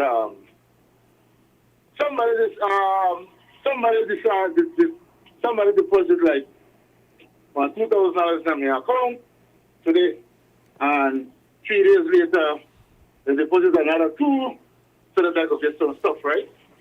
The thing is now, I'm not calling him at the bank, but the bank that asked me account, and now when I make an emergency trip back home, the bank tell me if I use, I have to sit it. I have to explain where this $5,000 comes from, although, So I just want to know. Well, regular depositor will explain. That was information from the bank. And since Troy are the expert in finance, / economics, / everything, money-wise, would you tell me why they leave money there when make the bank freeze your account with the instructions for FIU? Yeah. Well. And for the first time, I know somebody deposit $5,000 on my account already, and no FIU come through. Yeah. You're listening up here? Yeah. Listen. Yeah, I want to start here. Okay. Let me just say this sometime, because sometimes the bank they they have a compliance mechanism, what they call the anti-money laundering structure, AML. They have to follow and so if money goes into your account, yes, the bank is obviously they have a flag that goes off. It's flagged, and so you end up where in the bank itself they put a hole on that particular account. What they will say to you now is that, boy, where it is funny. Sometimes FIU says nothing or does nothing because they're not looking at all those accounts. It's the banks that are doing that. But they understand that they have to comply in the event that they are inspected. That the relevant documentation are in place. So it's not for you to be fearful, because once your funds came from legitimate sources, don't worry. It's not a matter of the bureaucracy to kind of go through. We all go through it. If I try, for some reason somebody asks me to pay for something and then reimburse me with a transfer, sometimes I get an email. A transfer will say it came from this account to that account. Yeah, so but that still, is clear. But still, the bank would want you to fill out what is called a source of fund document. Even though it came from a bank to bank, they still have that as part of their compliance requirements. Well, as the caller say, sometimes when you have these consistent patterns like 2,000, maybe every other day, it sends off an alarm within the bank. Because they have their algorithms that are running right as a check and balance, and so a flag comes up and say, hey, Rene, they get some frequent. Talking about something that was missing from Smart Stream when these many under $10,000 payment, and an alarm should have gone off somewhere. Which didn't happen. So, but put that aside. I don't say that. I'll use that as an example. So the bank has that alarm that happens, and then it becomes an issue. Not necessarily you'll have to talk to somebody from FIU, but the bank itself might need to be comforted. Now, because the bank itself can be penalized. Yes, because you can be fined. and if you get a huge red flag that goes off, then it's not to be scared if it is that you're dealing legitimately. An officer from FIU, or they might ask you to just send a note to them to give some clarification, and then they will open up back your account. Sell me property, and the payments to the receipt. And here's the agreement between me and the buyer and the seller. And this is the money where I get for it, and see, I put it in your bank. They're not simple. And so, Carla, my advice would be that as long as you're comforted in terms of where the source is coming from, then it's just a matter of compliance. But it's not unique, because all of us go through everybody go through it. Everybody go through it. And this is because of the pressure that comes from the OECDs, the FATF, because these are all United States pressured group, because the United States is very concerned about money laundering, finance for terrorism, monies from illicit transactions, maybe especially drug related. So all of these concerns are built up and is actually by pressure from the United States in the first instance, and other European countries and so on. And so we are very concerned about our corresponding banking relationship. So we have to be very careful that we don't taint our system that end up tainting the American system, because that is when they get extremely upset and will cut off relationship with us. And that will affect how we do business in this country as well, no? It's 8:34, Mr. Troy Gab, and we'll take the break and come back.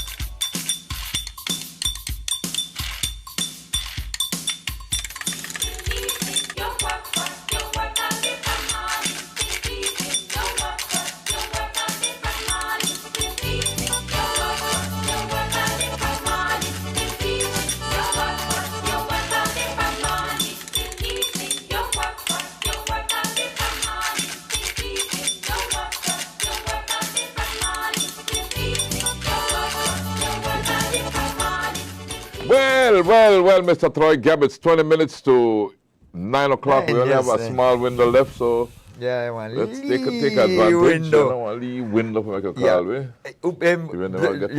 We had the question from the caller earlier about the same FIU thing. Let me just also point out. Yes, Mr. Troy Gabb. I just wanted, I omitted to say this also as a way to help your situation. If it is that you anticipate that you have this consistent increased flow of funds coming into your account from that legitimate source, you can also notify the bank. You can tell them that, my expectation to this account has shifted now. I've gotten into a different business or something, and I will be depositing, or monies will be coming into my account from this source, say $20,000 a month, or so, just a figure. So that way, when funds go into your account, it doesn't create an alarm, because they will put that in as a limit, and so it doesn't create as much animosity within the banking system, because they already know that, Chief have already alerted us of this. Or sometimes if you're getting this unexpected large sum of money coming in, you could preempt that by getting in touch with your bank and say, listen, I should be getting some money coming in from the sale of a vehicle or something. Here is my source of fund document. Here is my source of fund form that I filled out and signed and all of that, and submit it. So when the money goes in, they don't know you're already in compliance. Or make them pay in a check, because check usually traceable. Well, you still have to go and deposit the check. You still have to put the source of funds. All of that. It has to be there, but at least a check is more But what I'm saying, right now with the technology, people are using less and less checks. People are just transferring. And it takes long. And most deposits are almost immediate. I agree. Once the bank has the source. We could mix up the old technology, because we left on the old school. Well, go ahead. No, but I don't want to stuck there. Neither do I. So I've tried to progress, and yes. I do transfers. The bottom line is just to advise the caller who was going through this difficulty, because when it happens to you the first time and you're not familiar with the system, one can panic. You get uncertain because your account is frozen, and you can't get access, and you're not sure what is going on. Just go in, talk about it, and clarify it. And so, but I don't think it's a fair. As long as you're doing things legitimately, there is no fearfulness, and there's ways to work yourself through it, because the bank have the mechanism for you to comply. And if FIU is just basically a monitoring authority to ensure that you're in compliance. And then when you come off compliance, that's when they would come in and say, hey, what's going on here? And then if you're dealing with things in any nefarious situation, then they can bring down the hammer on you. But that's not the domain we operate in. We're saying if everything is above board, everything is legitimate, you don't have to worry. You could follow some of the suggestions I've made, and I think that you should be good. Within a day or two, you should be all right. So that's in that part for me. But I certainly feel that it's time that we start to operate on these singular platforms. Well, that's to be more efficient. The way to go, no? To be much more efficient. I see also in the news getting some of the females, young girls, familiar with governance and politics, and which is important, Mr. Troy Gabb. Not only young ladies, but young men too. Everybody. Everybody. We should take an interest in how we are governed, because that's where everything starts and ends, right? And that is why we are caught in the middle. And that is why we have difficulty in terms of understanding, and that creates cynicism. That creates distrust when we don't know and we lack information, but we see things happening and we don't know why. And then we start to feel as though that this is something abnormal, why it might be a level of normalcy. I touched earlier on the under 10,000. To to pay an invoice under 10,000, whichever way you structure it, is not illegal under the government system. It is abnormal when you have this huge frequency, but it is not illegal. And so, and then there is also a sort of misplaced discussion that when you say, well, somebody get $1 million worth, they thief $1 million, and so those are statements for barroom, because that's not true. You don't have no proof. The bottom line is like I said, stealing, theft is the court convicts you of, and that is the only time you can say somebody is a thief or has committed the crime of theft. And that's an allegation and accusation. And so, but usually under this circumstance, if my invoice is $10,000, you must have gotten some goods. There might be a discussion about value for money in there, but you got something. So the point is, I collected $1 million over a year. You might have gotten $1 million worth of goods. So the question would be, was the protocol followed in order for you to have gotten that contract or arrangement for the $1 million? That is where the focus could be after you do the audit and do all the testing. Did we get value for money? That will come out in the audit as well. But just looking at the face of it, you can't say that. Yeah. It might look suspicious to you. It might have your level of distrust or mistrust. It's fair enough to raise the questions. Absolutely. Right? But I didn't answer the caller with the Guatemalan one, but I'll go to that afterwards. Go ahead. Yeah, because time very quickly. Side right now. Go ahead. Our constitution doesn't allow for Guatemalans to become nationals, to be nationalized. That's laid out in the Constitution of Belize. Clearly that you have to renounce the Guatemalan citizenship. But if for some reason we understand that had occurred some time ago, I think the whole practice has now stopped. But there was a time I could remember, and I stand corrected, I think it was under Godwin House as the Minister of Immigration that may have come. Somehow occurred, and then when it was highlighted, I think it was the Constitution was then imposed. Yeah, but to your knowledge, Troy, I mean, you know a lot of things. To your knowledge, was anybody ever indicted for registering a Guatemalan that did not renounce his citizenship for a Belizean citizenship to vote in Belize? No. And as a matter of fact, no. The answer is no. Okay. That I have not known of any such situation. What I also understand with that renunciation, that the Guatemalans ended up saying that we don't recognize a renunciation anyway.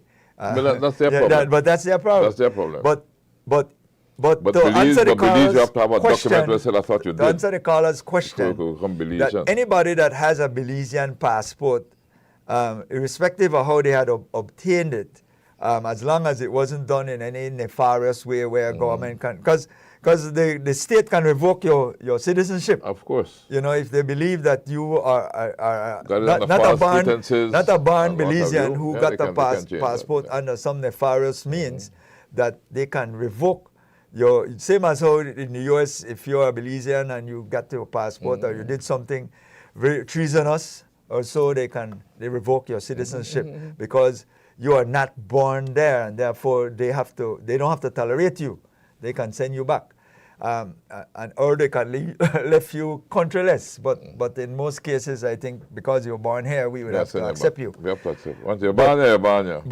But that's just straying a little bit. The caller question whether or not we know if any Guatemalan that have sort of voted in our election. I'm sure there have been, but born Guatemalans who have slipped through the cracks. If my memory serves me right, I think somebody like Danny Grijalva is a born Guatemalan. I stand corrected, but I'm sure I'm on the right path.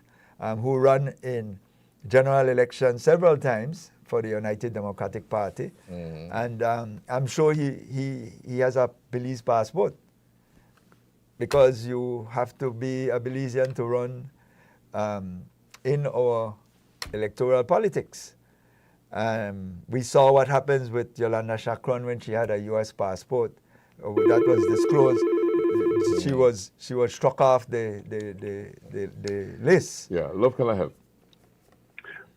Good morning. Good morning. This is a question for Troy. which public officer or which minister going to jail for all of the Mira thing. Thank you. Or which minister going to jail? All right, one second. Well, your guess would be as good as mine in the sense that, remember, for persons to go to jail, you have to get convicted.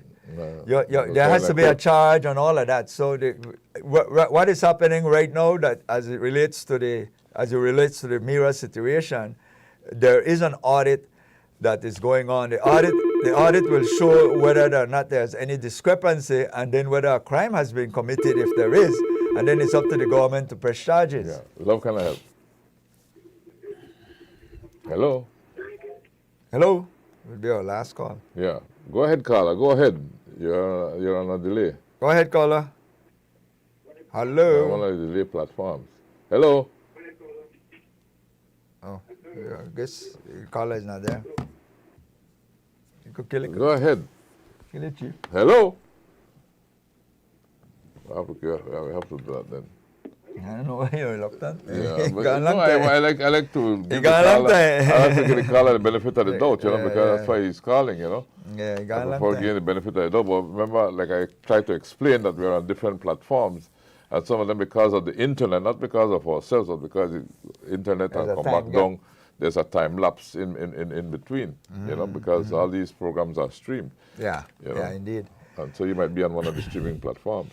Yeah. I was saying to the caller's pointed question is that getting somebody to jail is a process. Back in 2008 or 9 or thereabout, Said Musa was charged by the Dean Barrow government for theft, as it relates to some Venezuela funds, and the Universal Health Services debacle. And the Chief Justice at the time, Dr. Abdoulaye Conte, was very clear in his ruling that theft has a complexion, that somebody has to benefit from it, personally benefit from the transaction. So when they charge him with theft, they weren't under judicial review. The judge on 5 points struck down the charges, and Said Musa was free to go.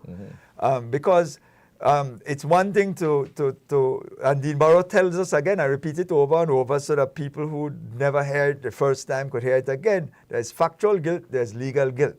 You might say Oscar Mira benefit because his sister and his brother and all of them are involved. But if you can't prove that he benefit from that, then no crime has been committed as one may look at it, because his name not there are none of these things. And and Dean Barrow tell you, when there was a debacle with the company registry, where his brother was a part of a group that wanted to take over the company registry, privatize it, he said, "No, come to me with that." He said, "When they bury me, they not bury my brother. Or when they bury my brother, they won't bury me." I'm pointing these things out because these examples are coming from some of your most learned leaders in this country that has set the stage for us from before. So if we don't hear it and never want to believe it, and we're emotionally charged now, the reality is nothing could happen if it is that you cannot prove that somebody benefit from something. So go back. I'm giving you all these platform history so that don't get caught up with other tabloids era people who are running around with all these noise. It's easy to go with the gossip, that is easy. Because you're going to get disappointed at the end, and you're going to think that you're duped.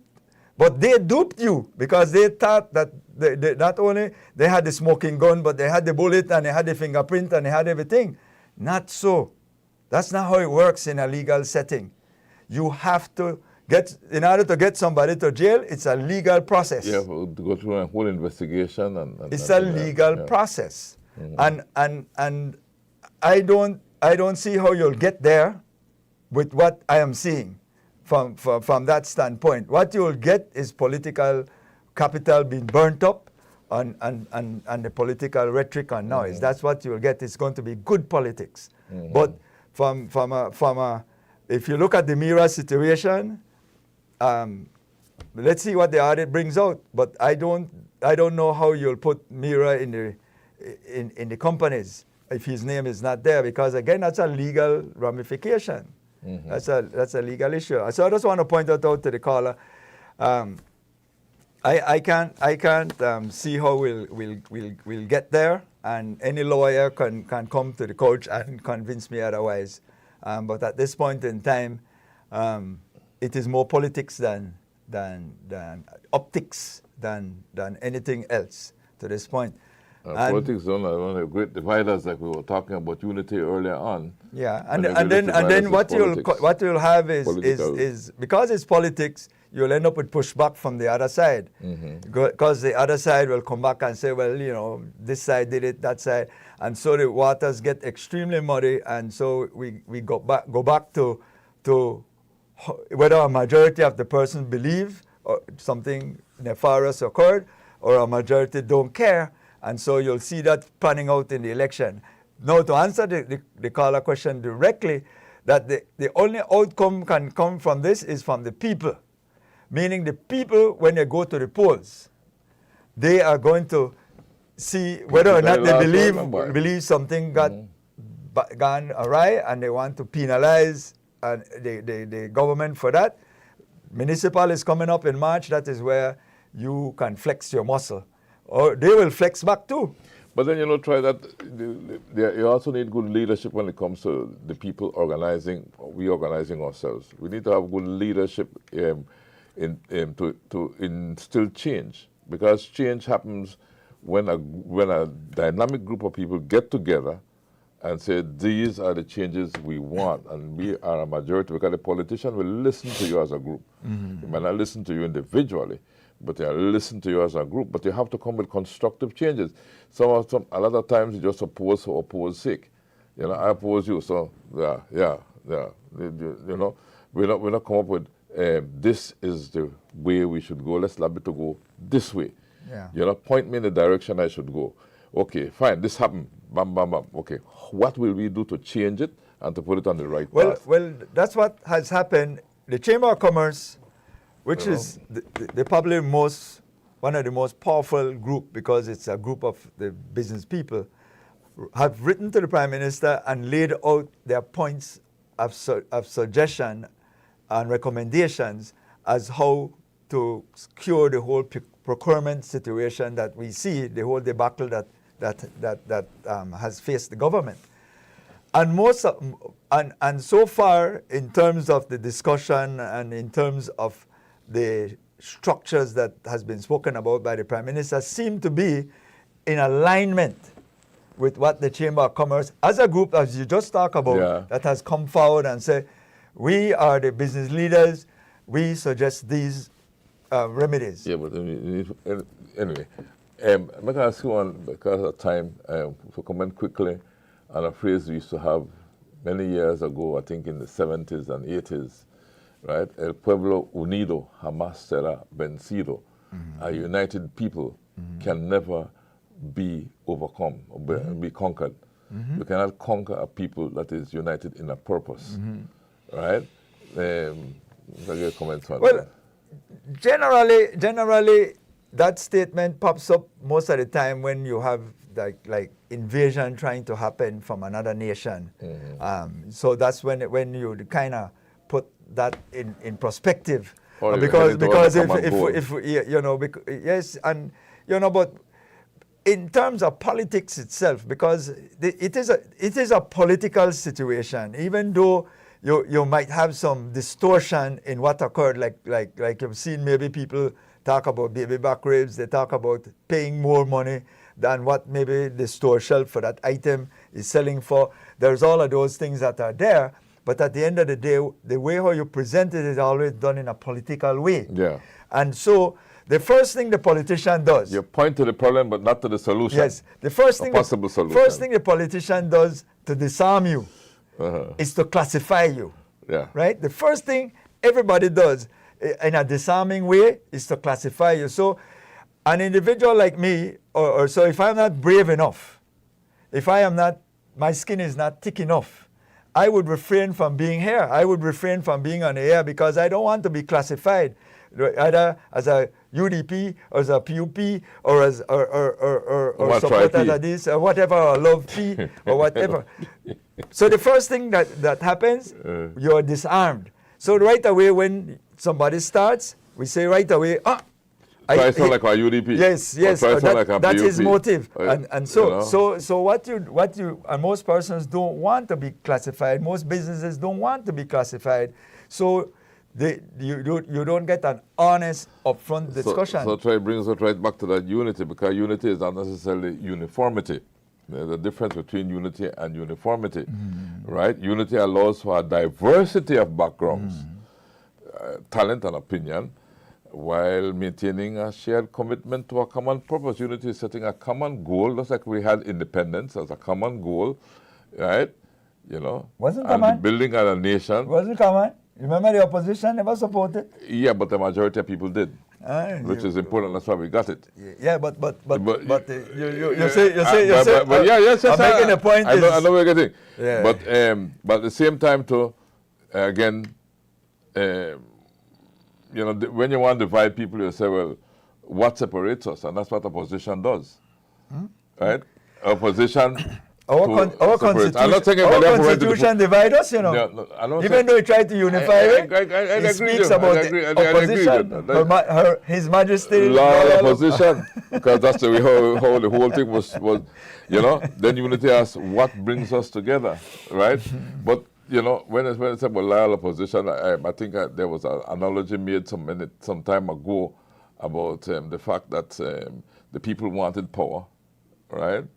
And so they said, well, okay, we have to change this king system, this whole monarchical thing, right? And so the king at the time said, okay, but to change it, you have to have two sides. Yeah. So go vote amongst yourself, right? And so the division was created, and then I will crown whoever win that division, and I will still be the king. Yes. That's how the system does that, I'll still be the system. Yeah. But I'll crown you, try, because you win the election. Yes. And then I'll cause a conflict between both of you down here, right? Because, we have to have these two sides, and the victor now will be the one that takes all the spoils, which is still the same monarchy, I think in a different way. You see, so, I don't know. I just throw it out there as thought. And this is it. And that is why there's this distortion, because what I'm saying is, you can't, in this system, we can't accuse somebody unless you're able to unless they're convicted. And so I can't call you a thief in a public domain without you being convicted. So people will say, why you know anybody involved, this, you know that. That's what Mr. Barrow was telling you. He said, factually, I know this Bali they do bad or this man they do this, and in fact there was a clipping the other day I saw where they interviewed him, and he said to the reporter, but he said, I know some of them why they do the thing, and I know they box up with him about that. When I ask certain persons to give me the information or the factual information, everybody climb up on me. So what was I to do? So that's why he says then legal guilt now, because I have to now go prove that in a court of law, and I don't have the evidence to say. Yeah. So you could say Mira guilty as hell in your mind that he benefit from it or whatever. But if you can't bring me the detailed extract that his name is on it, then you can't prove that he was a part of that company, even though it was his sister. And you could feel how you want. You will not be able to get a conviction about him doing anything nefarious or illegal if that is the case. That's how the system works. That's our laws. And if you don't like me saying that, then you are flying in the face of what the law is, not me. I am saying to you, the thing might look bad, optics, everything. You're thinking guilty. You draw the line. You are sure you're involved, and you're in right there. When you go to the polls, you could vote against him. That is how you will penalize him. But you will not be able to convince the courts. I could have thrown some more phrases out there, but 5 minutes or you may not even be able to convince the DPP to press charges. Yeah. you know. But it's 5 minutes after 9. But it's about leadership as well, and a great leader will build bridges, not walls, bring people together around a shared purpose. So, yeah. You know, yeah. If you're leading, you have to bring people together, right? You know, and the purpose has to be a shared purpose. Remember the two major political parties have the word united in it. United. You're right. People's United Party, United Democratic Party, but the thing they really believe in a unity, Mr. Dragan. Well, that's the oxymoron component. Well, we want national unity, man. Hey, listen. Maybe the two of them should have come together. I use the middle word where the two of them got right with the united. Well, one got it as the first word, right? You know, and focus on bringing our country together and our people together towards a common... Two united party that is dividing us. 6 minutes after 9, we got to go. With your permission. Mr. Troy, let me say, we had Karen this morning, right? Yeah, Karen. No. Armin Awan. Oh, there's Armin this morning. No, man, it's the genius. The genius is on the controls. Yes, Armin. Good morning, Armin. And certainly keep up the good work on Love FM. Thank you. Want to also thank our master control operator, William Usher, as well as Andrew Jones for streaming, and our producers, Manuela Ayuso and Richard Herbert, and all our callers who made this morning very, very interesting, and I enjoyed it very, very much, and I trust that as much as I enjoyed it, you did. Those of you throughout the length and breadth of this beautiful jewel of ours, we're certainly glad you could join us this morning. If you're streaming, certainly welcome you as well, and we trust that this morning's discussion was engaging and informative. We always say come back again tomorrow, where we will do this all over again just for you. Remember, on this hump day, if you're celebrating a birthday, we trust that it's going to be the best one that you're going to have. You're celebrating an anniversary, we always congratulate you for sticking it out. Well, two leaders that you know, Trump. First one, what would be Mahatma Gandhi, says our ability to reach unity in diversity will be the beauty and the test of our civilization. So while we accept that everybody thinks different, we have to come united on one purpose. And that purpose is supposed to be, in my mind, the development of our beloved country, Belize. What is good for our beloved country? We need to come together. Right? So unity and diversity will be the beauty and test of our civilization, Mahatma Gandhi. And Martin Luther King Jr. Said, we must learn to live together as brothers or perish together as fools. You know that quote there only too well, Mr. Trigap? Yeah, must learn to live together as brothers or perish together as fools. Yeah. So it goes back to that same saying, a united people will never be conquered. El pueblo unido jamás será vencido. So, but unity does not mean that you have to give up your individuality, right? It means that you have to understand and empathize with others. No, I think our goal is that we want to build a better Belize across the board. The goal has to be to build a better Belize. And this is no way, we certainly can't condone any improper action of anybody. And I know that we like to go quickly to our political hats from time to time, but the fundamental issue is that we all want the best for this country, because that's the only place we will be. I don't go nowhere to that. Exactly. I love my country. And as far as I'm concerned, you know, I have seen growth within this country in my lifetime. I'm sure you have as well. So I feel that we're progressing. But at the same time, there's lots more to be done. There's a lot more people to be assisted. That's why we keep talking. Our contribution is, of course, talking and trying to provide ideas. But we got to go. As to how to move forward, right? But we talk about unity, and we emphasize unity a lot. And unity, of course, is inspired by love. Yes, sir. Love inspires unity, you know. Yes. But love is also a choice that we make. And when you choose to love, we will always say Belize and beyond. Thanks for choosing love. Bye-bye. Good morning, Belize, and good morning. I say good morning, Belize, and good morning. And how are you this